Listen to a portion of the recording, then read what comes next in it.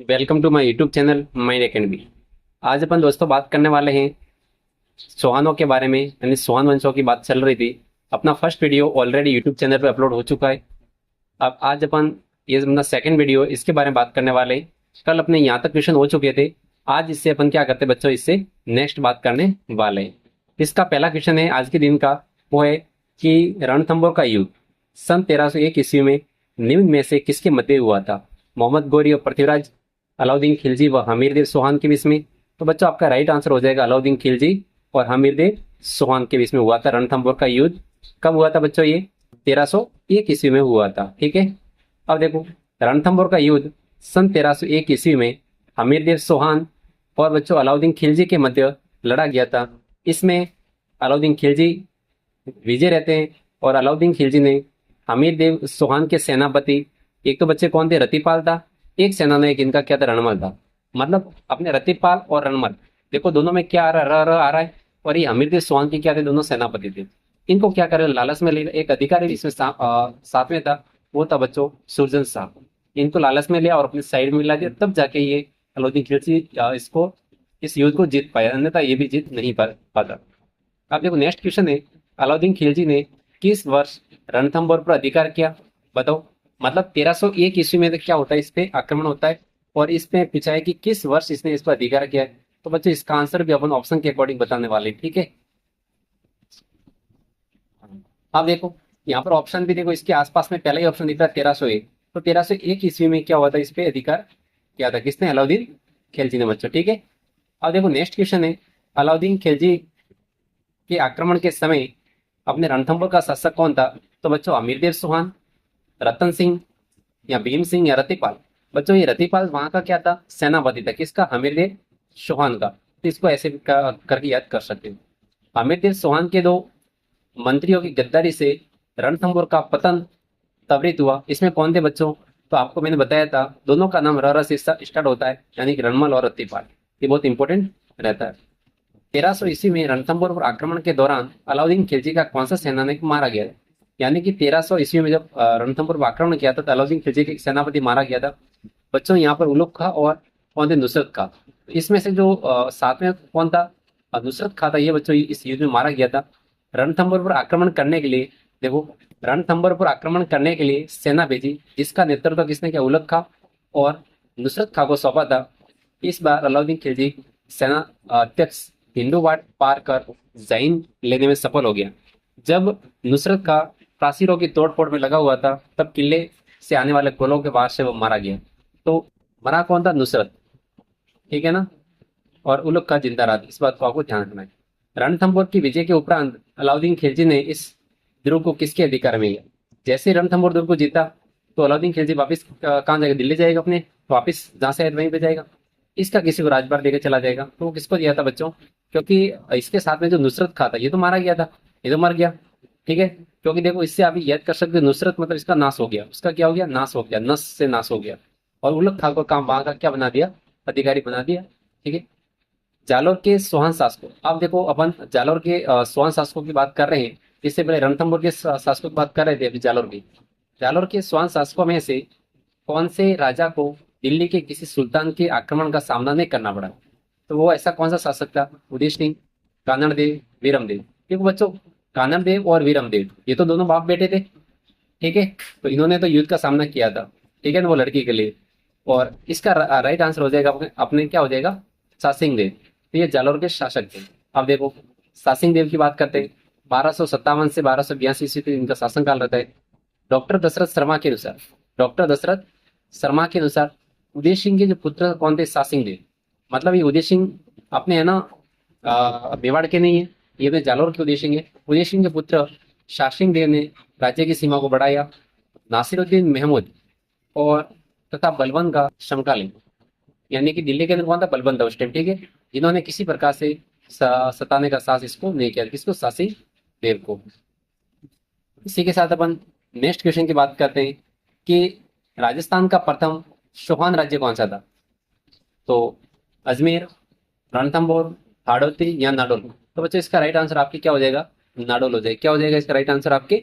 नाडोल हो जाएगा। अब देखो नाडोल के स्वान शासकों का संस्थापक, नाडोल के चौहान शासकों का जो संस्थापक था शाकंभरी नरेश वाघपति, राज का पुत्र लक्ष्मण चौहान। कौन था बच्चों? लक्ष्मण चौहान था, जो अपने शाकंभरी के नरेश वाघपति राज का पुत्र था, जिन्होंने 960 ईस्वी के लगभग चावड़ चावड़ा राजपूतों से स्वतंत्र होकर चौहान वंश की स्थापना करने का काम उन्होंने किया था। शाकंभरी के चौहानों के बाद यह प्रथम चौहान राज्य था, यानी जो शाकंभरी के जो चौहान थे उनके बाद में ये प्रथम चौहान राज्य था, कौन? नाडोल। यह पहला चौहानकालीन नगर है जहाँ इतने विशाल स्तर उत्खनन कार्य करवाया गया। एक मिट्टी के बर्तन पर साल पंजिका, बच्चों यहाँ पर आपको नहीं दिख रहा होगा लेकिन ये लिखा हुआ है साल पंजिका का अंकन है 1205 ईस्वी के लगभग नाडोल के चौहान जालोर की चौहान शाखा में मिल जाते। यानी कि होता क्या है, जो अपने नाडोल शाखा है ये भी बच्चों अपने जालोर के पास ही पड़ता है, तो ये क्या करते हैं, जालोर की चौहान शाखा में मिल जाते कब? 1205 ईस्वी के आसपास। अब क्वेश्चन बनता है तो फिर जालोर शाखा मिल गई, तो जालोर के चौहान वंश का संस्थापक कौन था? ये तो सबको पता है, कानड़देव, कीर्तिपाल, रतन सिंह या हमीरे। तो बच्चों इसका राइट आंसर हो जाएगा कीर्तिपाल, ठीक है ना। कौन था बच्चों? कीर्तिपाल, जो अपने जालोर के चौहान वंश का संस्थापक था कीर्तिपाल। नाडोल शाखा के कीर्तिपाल, जिसे अपन कितु भी कहते, क्या कहते हैं बच्चों? कितु भी कहते हैं। कितु ने 1181 ईस्वी की बात है, 1181 ईस्वी के लगभग जालोर को परमाणु से छीन कर अपने अधिकार क्षेत्र में ले लिया और स्वतंत्र शासक बन बैठा। वह जालोर के चौहान वंश का प्रथम संस्थापक था। यानी कि जो बच्चों ये कीर्तिपाल था, ये शासक कहाँ का था? नाडोल शाखा का था। कहाँ से था? नाडोल शाखा का। इसने जालोर के परमाणु को क्या किया? हरा दिया और वहां से उनके चौहान वंश की स्थापना कर लेते। प्राचीन शिलालेखों में जालोर का नाम बच्चों क्या मिलता है? जवालीपुर। यानी कि जालोर का प्राचीन नाम क्या मिलता है? जवालीपुर मिलता है।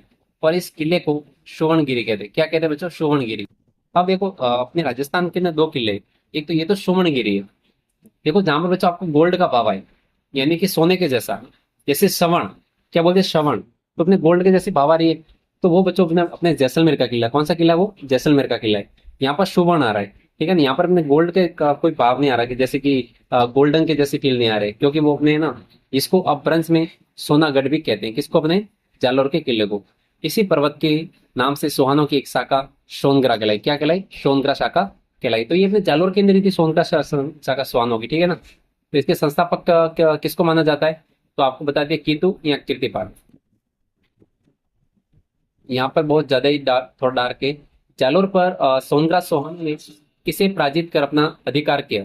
तो बच्चों यहाँ पर उन्होंने क्या किया कि जालोर के जो परमार थे उनको हराया और फिर जाके उन्होंने जो कीतु था या कीर्तिपाल था उसने जालोर में सोहान वंश की स्थापना करने का काम किया।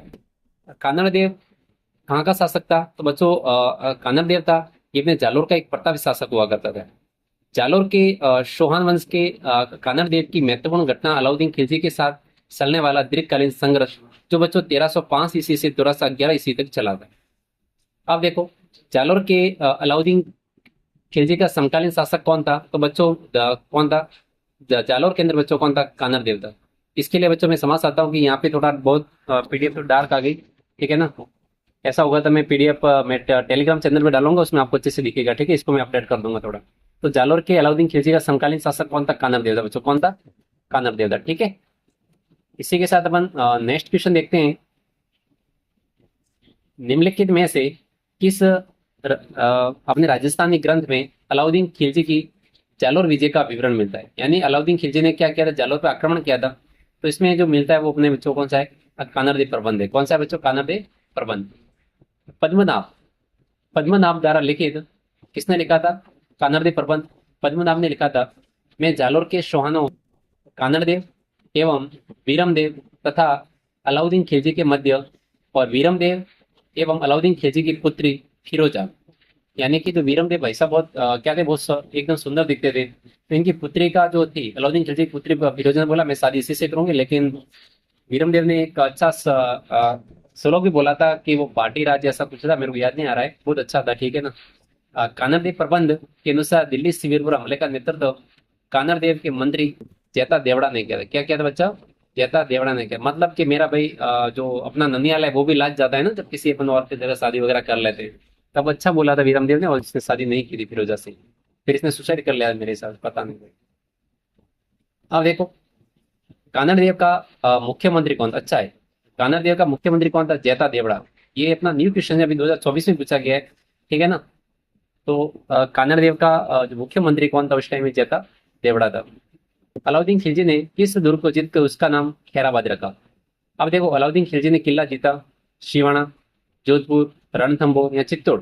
तो बच्चों खैराबाद रखा था वो शिवाना दुर्ग का नाम रखा, इसका नाम कौन से दुर्ग का, शिवाना दुर्ग का जो नाम है इसने क्या रखा था, खैराबाद रखा था। क्या रखा था, खैराबाद। ठीक है। नेक्स्ट अपने थोड़ा मैं बता देता, रण जो अपने रणथंभौर दुर्ग थे, अपने चित्तौड़ दुर्ग थे, इनके नाम भी इसने चेंज किए थे, मैं लास्ट में जाकर बता दूंगा। अलाउद्दीन खिलजी का प्रथम जालोर अभियान 1308 ईस्वी का था। कौन सा था बच्चों, 1308 ईस्वी का आपको देखने को मिलता है। सिवान दुर्ग का पतन, अलाउद्दीन खिलजी ने 2 जुलाई 1308 ईस्वी की बात है, 2 जुलाई 1308 ईस्वी की बात है, एक सेना को फतेह करने के लिए नियुक्त कर दी। और सुल्तान ने इस विजय के बाद सिवाना दुर्ग, अपना जो सिवाना दुर्ग है इसका नाम अपने सिवाना दुर्ग का नाम तो क्या रखा था, खैराबाद, लेकिन इसका जो अधिकार है वो किसको सौंपा था, कमालुद्दीन गर्ग को। कमालुद्दीन गर्ग को इसका सियासन सौंप के वो चले गए, उसका नाम खैराबाद रखा। इसको बात इंपॉर्टेंट ध्यान रखनी। फरिश्ता के अनुसार अलाउद्दीन खिलजी का जालोर पर द्वितीय आक्रमण किस वर्ष था। पहला आक्रमण 1308 ईस्वी में था, और दूसरा आक्रमण था बच्चों 1311 ईस्वी में। कहां पर, जालोर में। यानी कि कहने का मतलब है कि 1308 में तो सिवाना पे था, क्योंकि सिवाना भी जालोर में पड़ता था, ठीक है पहले। लेकिन अब क्या हो गया कि जो सेकेंड आक्रमण था 1311 में जालोर में होता है। अलाउद्दीन खिलजी का द्वितीय जालोर अभियान 1311 ईस्वी का था। जालोर का क्या होता है, पतन होता है। कानड़ देव और अलाउद्दीन खिलजी के मध्य लड़ा गया, जिसमें अलाउद्दीन खिलजी विजय रहा, तथा जालोर के सोनग्रा सोहान वंश का पतन हुआ। इसी के साथ हमने जालोर के सोहान वंश का क्या खत्म हो जाता है, सोनग्रा सोहान। अलाउद्दीन खिलजी ने जालोर विजय के बाद उसका नाम जलालाबाद रखा। देखो ज से जालोर, ज से क्या हो जाएगा, जलालाबाद। और सिवाना का क्या रखा था उसने, खैराबाद। सिवाना का खैराबाद रखा था नाम उसने। अब देखो, अलाउद्दीन खिलजी ने 1311, अलाउद्दीन खिलजी ने जब 1311 ईस्वी में बच्चों जालोर को जब जीता, तब उसका क्या नाम रखा था, तो खिजराबाद, खैराबाद, जलालाबाद या मोमिनाबाद। तो बच्चों इसका नाम रखा था जलालाबाद। जालोर का क्या नाम रखा था, जलालाबाद। और खैराबाद किसका रखा था, सिवाना दुर्ग का, ठीक है ना, उसका रखा था खैराबाद। अलाउद्दीन खिलजी ने जालोर के किस वंश का अंत किया, गोविल वंश, राठौड़ वंश, कछवा वंश और अपने सोनग्रा चौहान। तो बच्चों जालोर के अंदर किसने शासन किया, सोनग्रा चौहान ने किया। किसने किया, सोनग्रा चौहान ने। गोइल ने कहा किया, जिसे अपन सिसोदिया वंश की मेवाड़ में। कछवा वंश ने कहां पर किया, सबको पता है आपको, जयपुर में। राठौड़ वंश ने कहां पर किया शासन, आप बताओ, अपने जोधपुर वगैरह में। जालोर के विरुद्ध अलाउद्दीन खिलजी के अभियान के संबंध में निम्न कथनों पर विचार कीजिए एवं सही विकल्प सुनिए। अलाउद्दीन खिलजी ने मलिक कमालुद्दीन गुरु के नेतृत्व में एक शक्तिशाली सेना भेजी। दूसरा ऑप्शन है आपका, जालोर के दहिया सेजबल विक्रम को श्रवण का लालच देकर सुल्तान की सेना को गुप्त मार्ग से जालोर दुर्ग में प्रवेश करवाया। अब देखो बच्चों, जालोर के दुर्ग को जीतना इतना आसान नहीं था, ठीक है ना। अपने ही जब धोखेबाज निकलते तब जीत पाते हैं। तो अलाउद्दीन खिलजी ने जब इस जालोर के किले को जीता, तो वहां पर जो इसका जो अधिकार दिया था वो किसको दिया था, कमालुद्दीन गर्ग को दिया था, ठीक है ना। और सेकंड ऑप्शन है जालोर के दहिया सेजवल विक्रम को लालच देकर उसको अंदर क्या, मतलब दोनों ऑप्शन आपके राइट है। तो फर्स्ट ऑप्शन आपको राइट हो जाएगा, ठीक है। अलाउद्दीन खिलजी के विजयों का क्रम देखते हैं। अब देखो बच्चों, अलाउद्दीन खिलजी के विजय अभियान देखें तो बच्चों 1301 में इसने जो आक्रमण किया था रणथंभौर पे किया था। और 1303 में इसने चित्तौड़ पे आक्रमण होता है इसका, ठीक है, अलाउद्दीन खिलजी का। और 1308 में सिवाना पे आक्रमण करते हैं, और 1311 में जालोर पर क्या करता है, आक्रमण करता है। तो इसी के साथ इसका जो पहला ऑप्शन इसका राइट हो जाएगा, ठीक है ना। अपने रणथंभौर में अमीरदेव चौहान होते हैं, जालोर में कानड़देव है वगैरह, ठीक है ना। अपने चित्तौड़ के अंदर 3 शाखे हुए थे, ये अपन डिटेल में आगे देखने वाले हैं कभी, ठीक है। अब देखो, स्वान शासकों के कालक्रम के अनुसार व्यवस्थित कीजिए। अब देखो, इसमें विग्रह चतुर्थ, सोमेश्वर, पृथ्वीराज द्वितीय या पृथ्वीराज तृतीय। अब बच्चों देखो, सबसे पहले जो आपका आंसर हो जाएगा ये, ठीक है, आंसर हो जाएगा आपका 4। कैसे हुआ वो देखो, यहां से अपन देखने वाले हैं इसका डिटेल में, ठीक है। हाँ, सोहन शासकों का अपन कालक्रम देखेंगे तो बच्चों सबसे पहले इनके क्या थे, अब मूल पुरुष आते हैं वासुदेव चौहान, इसके बाद गोवक, फिर विग्रज प्रथम। देखो विग्रज प्रथम, द्वितीय और तृतीय, ये तो बच्चों एक साथ में आते हैं, ये तो क्या करते हैं, एक साथ में आते हैं। इसके बाद में पृथ्वीराज प्रथम आते हैं, ये आपको अच्छे से याद रखो, पृथ्वीराज प्रथम ये हो गया फर्स्ट। फिर अपने अजयराज, अजयराज के बाद में बच्चों कौन आते हैं, अर्णोराज आते हैं। और देखो आप गिनोगे ना 1 2 3 और 4, तो बच्चों देखो विग्रज जो चतुर्थ है वो कौन से नंबर पे, 4 पे आ रहे हैं। तो आपको ये ध्यान रखना है कि पहले पृथ्वीराज प्रथम आएगा, अच्छे से ध्यान रखना है। फिर आएगा अजयराज, कौन आएगा, अजयराज जिसने अजमेर की स्थापना की। अजमेर की स्थापना के बाद में है ना अर्णोराज ने आना सागर झील का निर्माण किया। इस बात को आपको ध्यान रखना है, क्योंकि बच्चों अजयराज ने 1113 में अजमेर की स्थापना की, अर्णोराज ने 1137 में आना सागर झील का निर्माण की। तो आप यहाँ से भी डाउट क्लियर कर सकते हो कि पहले से अजयराज आएगा, इसमें अर्णोराज आएगा। तो दो तो ये हो गए, पृथ्वीराज प्रथम तो पहले है ही इनसे पहले, और तो विग्रह चतुर्थ आपके 4th नंबर पे आएगा। इसके बाद में कौन आता है, देखो पृथ्वीराज सेकंड आता है। फिर कौन आता है, पृथ्वीराज सेकंड। फिर अपने सोमेश्वर और पृथ्वीराज थर्ड। यानी कि आप ऐसे कह सकते हो कि पृथ्वीराज जो तृतीय थे, जो महान शासक थे, उनके पिता कौन थे, सोमेश्वर थे। कौन थे, सोमेश्वर थे। तो पृथ्वीराज थर्ड से पहले कौन आएगा, सोमेश्वर आएगा। इस प्रकार वो इसका राइट आंसर हो जाएगा। अब देखो चौहान राजवंश के शासकों का कालक्रम से बताओ। देखो बच्चों पृथ्वीराज तृतीय, अजयराज, अर्णोराज, विग्रह चतुर्थ। अब मैंने आपको क्या बोला था कि बच्चों अजयराज और अर्णोराज तो पहले, सीधी सी बात है कि पहले कौन आएगा आपके, पहले आपके अजयराज आएगा। अजयराज के बाद में क्योंकि अजमेर की स्थापना करेंगे 1113 में, फिर अर्णोराज आएंगे 1137 में जो आना सागर झील का निर्माण करेंगे। तो दो तो ये हो गए। इससे पहले कौन आएगा, पृथ्वीराज फर्स्ट आएगा। इससे पहले कौन आएगा, पृथ्वीराज फर्स्ट। तो आपके आंसर क्या हो जाएगा, 2 3। तो बच्चों आंसर क्या हो जाएगा, 2 3। और 4 नंबर पे आपके कौन आएगा, बताओ मेरे को। 4 नंबर पे आपको देखने को मिलेगा, वो बंदा मिलेगा अपने और विग्रह चतुर्थ, 4 नंबर पे ये आएगा। और लास्ट में फिर आएगा पृथ्वीराज तृतीय, ठीक है ना। कौन आएगा, पृथ्वीराज थर्ड आ जाएगा। क्योंकि इसमें इसने सोमेश्वर ऑप्शन में नहीं दिया, यदि सोमेश्वर ऑप्शन में देता तो अपन पहले सोमेश्वर कर दे, ठीक है ना। ठीक है बच्चों, इस बात का आपको ध्यान रखना है। अब देखो स्वर्ण शासकों के इसका विक्रम बताओ, जैसे कि सामुंडराज, दुर्लभराज तृतीय, विग्रज तृतीय और पृथ्वीराज प्रथम। अब देखो आपको एक बात तो बच्चों अच्छे से ध्यान रखनी है कि ये विग्रज वगैरह हैं जो थर्ड तक, ये सबसे पहले आ गए थे, ठीक है ना। पृथ्वीराज फर्स्ट से पहले। तो बच्चों देखो पृथ्वीराज फर्स्ट सबसे लास्ट, मतलब चौथा ऑप्शन सबसे लास्ट होगा, देखो इसी में सबसे लास्ट यही है। देखो इसमें एक भी इसमें नहीं है, ठीक है ना। तो अच्छे से आपको ध्यान रखना है। तो पहले कौन है, देखो सामुंडराज आएगा, दुर्लभराज तृतीय, विग्रज तृतीय और पृथ्वीराज प्रथम। अब देखो नेक्स्ट क्वेश्चन है, कोटा राज्य का संस्थापक कौन था, बच्चों माधो सिंह का। कौन था, माधो सिंह। अच्छे से ध्यान रखना है। राजस्थान के कानपुर तथा उद्यानों का नगर के नाम से इससे अपन राजस्थान का कानपुर कहते हैं कोटा को। विख्यात इस औद्योगिक नगरी की स्थापना माधो सिंह ने की थी।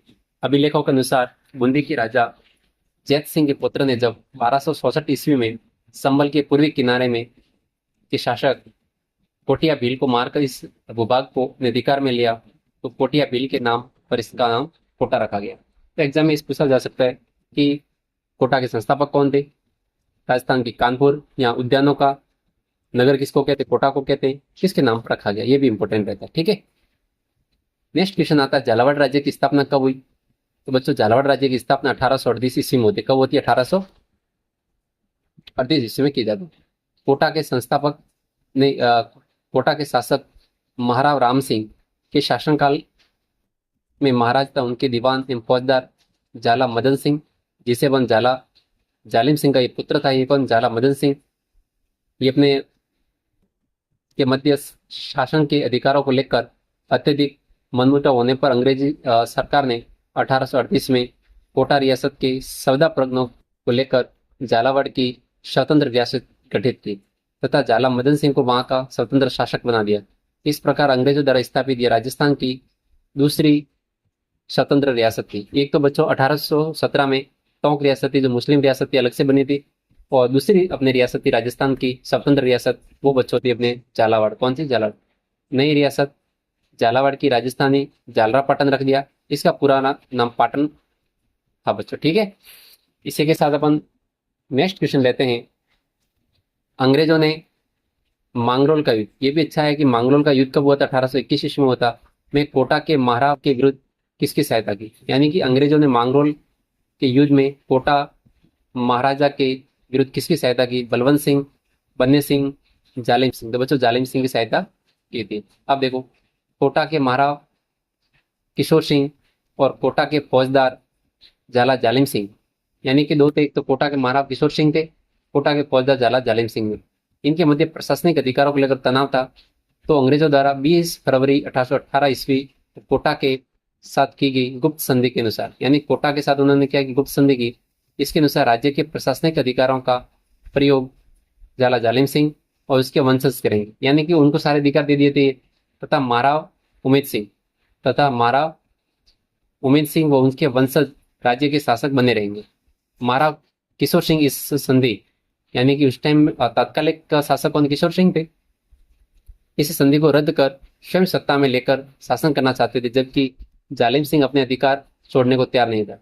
तो बच्चों क्या होता है, अक्टूबर 1821 में महाराव किशोर सिंह और झाला जालिम सिंह के बीच में अपने मांगरोल के पास एक युद्ध होता है। अच्छा क्वेश्चन है कि अपने मांगरोल का युद्ध किसके बीच में हुआ था, तो किशोर सिंह, यानी कि कोटा के महाराव किशोर सिंह और वहां के झाला जालिम सिंह के बीच में युद्ध होता है। युद्ध के बाद मेवाड़ महाराणा भीम सिंह, मेवाड़ के महाराणा कौन थे इस टाइम बच्चों, भीम सिंह थे। इनकी मध्यस्थता से किशोर सिंह व जालिम सिंह के मध्य 22 नवंबर 1821 को एक समझौता हो गया। समझौते के अनुसार महाराव के निजी कार्यों में झाला जालिम सिंह हस्तक्षेप नहीं करेगा और झाला के राजकाज में महाराव का दखल नहीं होगा। इस युद्ध के परिणाम स्वरूप प्रत्यक्ष रूप से जालिम सिंह प्रशासन का सर्वेसर्वा हो गया। अब देखो बच्चों, मुंजा नामक घोड़ा किसका था, ये भी क्वेश्चन एग्जाम बनता है। तो बच्चों ये मुंजा नामक जो घोड़ा था ये बूंदी के उमेद सिंह का, किसका था बच्चों, उमेद सिंह का था, बूंदी के उमेद सिंह का देखने को मिलता है। राजस्थान में मराठों का सर्वप्रथम जो प्रवेश हुआ था बच्चों बूंदी में हुआ था, यानी कि सबसे पहले जो मराठे कहाँ से आए थे, बूंदी में प्रवेश हुए थे। जब 1734 ईस्वी में वहां के बुद्ध सिंह की बुद्ध सिंह के बच्चों एक रानी थी, कछवा रानी आनंद कुंवरी। आनंद कुंवरी ने अपने पुत्र उमेद सिंह के पक्ष में मराठा सरदार होलकर व अपने राणो जी को आमंत्रित किया था। उमेद सिंह को एक राजा ने उंजा नामक एक इराकी घोड़ा उपहार में दिया था। तो उंजा नामक घोड़ा किसका था बच्चों, बूंदी के महाराज उमेद सिंह का था। झाला जालिम सिंह के बारे में कौन सा कथन सही नहीं, ये भी अच्छा क्वेश्चन है, लाइब्रेरियन थर्ड ग्रेड में बच्चों पूछा गया था। ये क्वेश्चन क्या कह रहा है कि झाला जालिम सिंह थे झालावाड़ के, इनके पास सत्य कथन कौन सा नहीं है। अब ये कह रहा है कि वह कोटा राज्य का शासक था, नहीं बच्चों ये कोटा राज्य का शासक नहीं था, आपका पहले ऑप्शन गलत हो गया, ठीक है ना। कोटा के शासक इस टाइम कौन थे, किशोर सिंह थे। कौन थे बच्चों, अपने अभी जस्ट बात की थी कि इस टाइम में कोटा के महाराव कौन थे, किशोर सिंह थे, और जालिम सिंह थे बच्चों, वो ओनली फॉर इनके पास में फौजदार, मतलब वहाँ के कुछ न कुछ प्रशासनिक कार्य इनके पास में थे, ठीक है ना। पहला ऑप्शन गलत हो गया। वे कोटा के क्या थे बच्चों, फौजदार थे। ये महान कुटिन नीतिज्ञ और अपने क्या थे, राजनेता थे, सही बात है। उसने पिंडारियों से मित्रतापूर्ण संबंध स्थापित किए। कोटा राज्य का शासन पूर्णतः उनमें नहीं था, ये बात सही है। लास्ट में जाके इनमें मांगरोल का युद्ध होता है, उसके बाद में मेवाड़ के महाराणा भीम सिंह के मध्यस्थता से इनको ये शासन मिल जाता है बच्चों, ठीक है वहां का। अब देखो झाला जालिम सिंह के बारे में आपने सब देख लिया बच्चों, ठीक है ना। अब कोई इसमें ज्यादा कोई है नहीं। झाला जालिम सिंह 1769 से 1823 तक कोटा के शासक राव कोटा के शासक राव उमेद सिंह के समय जालिम सिंह झाला कोटा राज्य का बच्चों क्या था, प्रशासक था। यदि अपन कोटा के शासक जब कि कौन बनते, राव उमेद सिंह बनते, उनके समय इनके पास में ये थे। और मराठा, अंग्रेज और पिंडारियों से अच्छे संबंध होने के कारण कोटा इनसे बचा रहा, ठीक है। उसी ने सर्वप्रथम अंग्रेजों से 1817 में सहायक संधि की। किसने, अपने झाला जालिम सिंह ने, ठीक है ना। 1762 से 1768 ईस्वी तक झाला जालिम सिंह कोटा से हटा दिए गए, तब ये उदयपुर की सेवा में रहे। झाला जालिम सिंह की सेवा से प्रसन्न होकर उदयपुर के महाराणा ने राज राणा की उपाधि से सम्मानित किया और जागीरी प्रदान करने का काम किया था। सोहान वंश के संस्थापक सैसमल की राजधानी क्या थी, तो सैसमल से नाम से पता चल रहा है बच्चों सिरोही, क्या हो जाएगा, सिरोही हो जाएगा।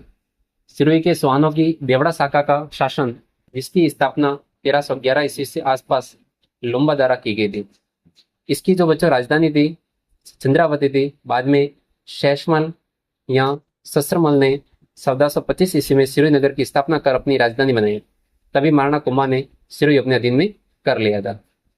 नेक्स्ट क्वेश्चन है बच्चों, निम्नलिखित में से कौन सी पुस्तक सोहानों के इतिहास के बारे में जानकारी का स्रोत नहीं है? देखो, सुरजन चरित्र है, आमिर महाकाव्य है, पृथ्वीराज विजय है। अब देखो, पृथ्वीराज विजय जैना की रचना है। आमिर महाकाव्य आपके उनके हमीरदेव चौहान के बारे में लिखा गया इस बारे में।